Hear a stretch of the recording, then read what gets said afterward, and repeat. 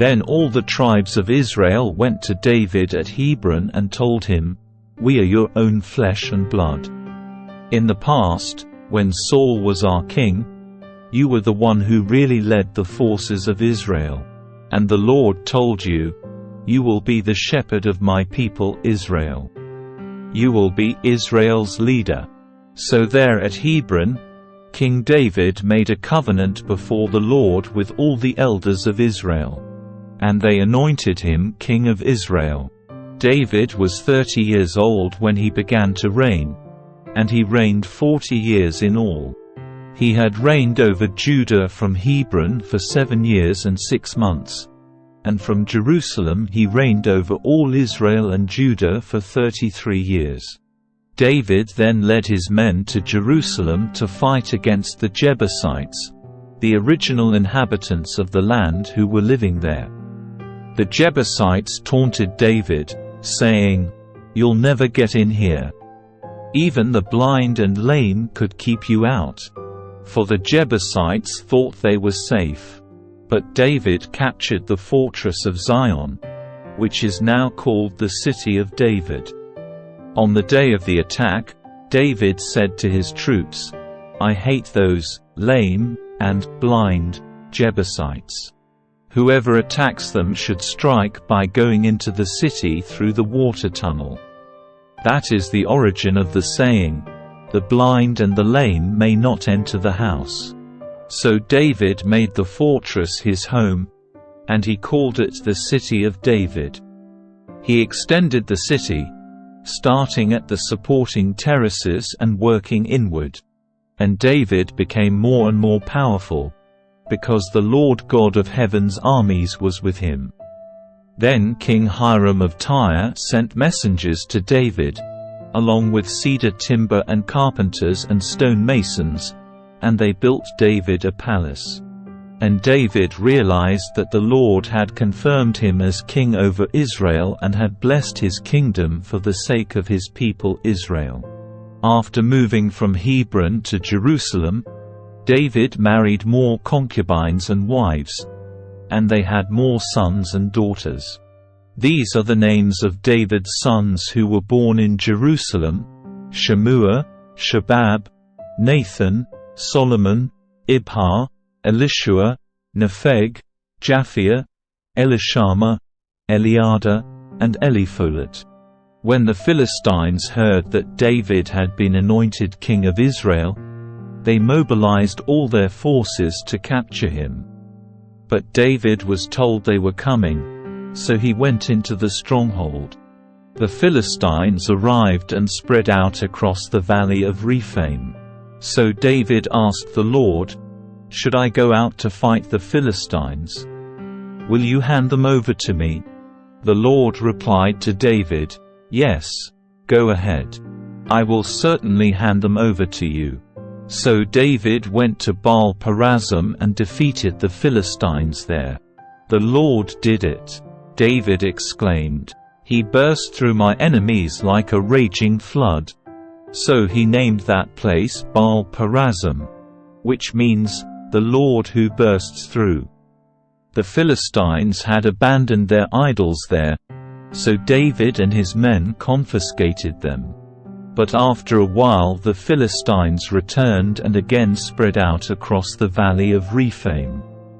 And again David asked the Lord what to do.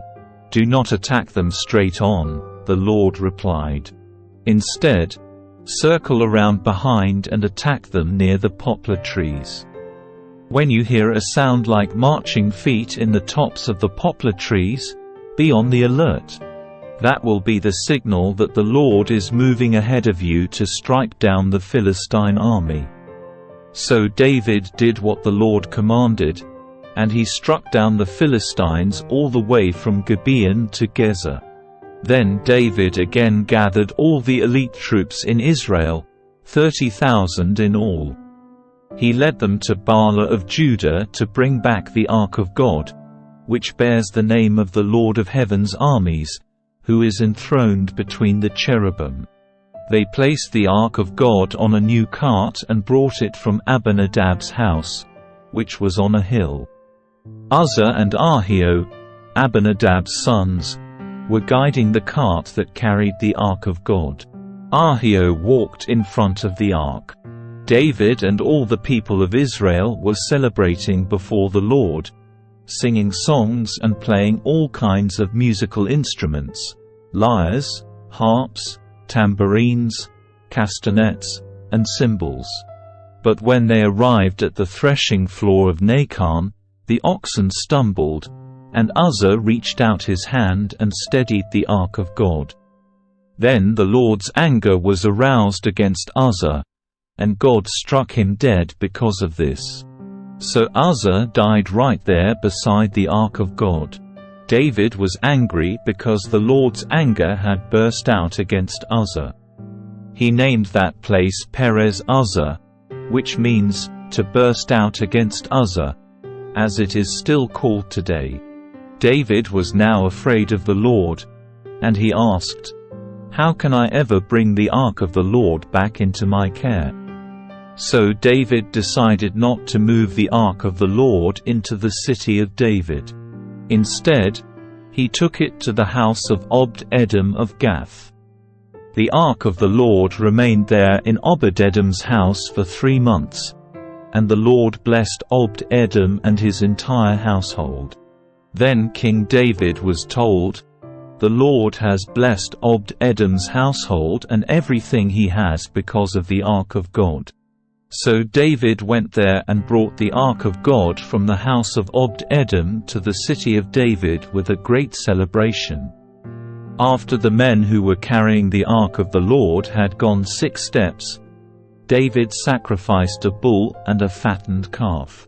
And David danced before the Lord with all his might, wearing a priestly garment. So David and all the people of Israel brought up the Ark of the Lord with shouts of joy and the blowing of ram's horns.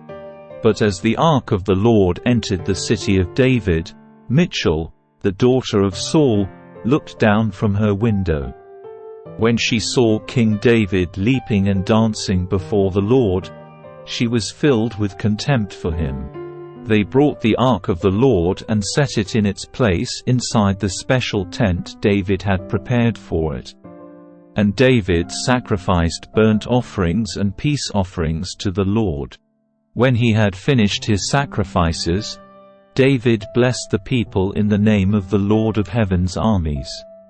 Then he gave to every Israelite man and woman in the crowd a loaf of bread, a cake of dates, and a cake of raisins. Then all the people returned to their homes. When David returned home to bless his own family, Michal, the daughter of Saul, came out to meet him. She said in disgust, "How distinguished the king of Israel looked today, shamelessly exposing himself to the servant girls like any vulgar person might do." David retorted to Michal, "I was dancing before the Lord, who chose me above your father and all his family. He appointed me as the leader of Israel, the people of the Lord, so I celebrate before the Lord. Yes, and I am willing to look even more foolish than this, even to be humiliated in my own eyes. But those servant girls you mentioned will indeed think I am distinguished."